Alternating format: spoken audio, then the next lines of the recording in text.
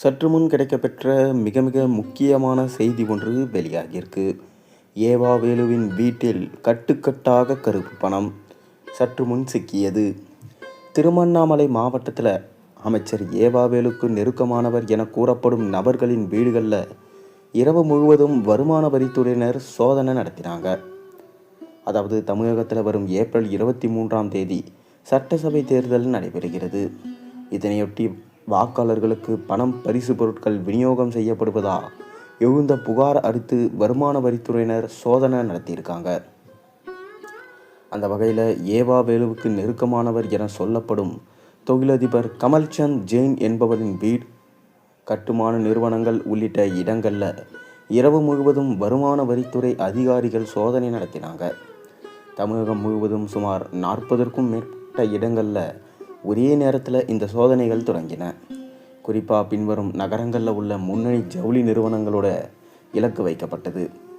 திருவண்ணாமலை மாநகராட்சியில் ஐயங்குள தெருவில் உள்ள பிரபல தொழிலதிபர் கமல்சந்த் ஜெயின் என்பவருக்கு சொந்தமான வீடு மற்றும் திருமஞ்சன கோபுரம் தெருவில் உள்ள தாகா டெவலப்ஸ் அலுவலகம் ஆகிய இடங்களில் வருமான வரித்துறை அதிகாரிகள் மற்றும்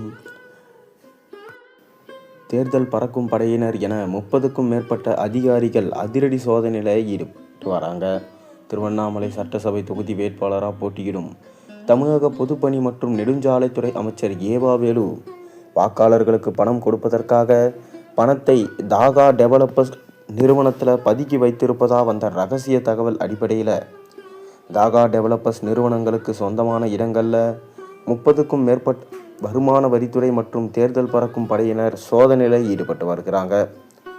தேர்தல் தேதி அறிவிக்கப்பட்ட நாளிலிருந்து திருவண்ணாமலை மாநகரின் காந்தி நகர் பகுதியில் வசித்து வரும் பிரபல தொழிலதிபர் ஆதிமூலம் என்பவர் வீட்டில் வருமான வரித்துறை அதிகாரிகள் 3 நாட்களாக நடத்திய சோதனையில் 2,67,00,000 ரொக்க பணம் பறிமுதல் செய்யப்பட்டது.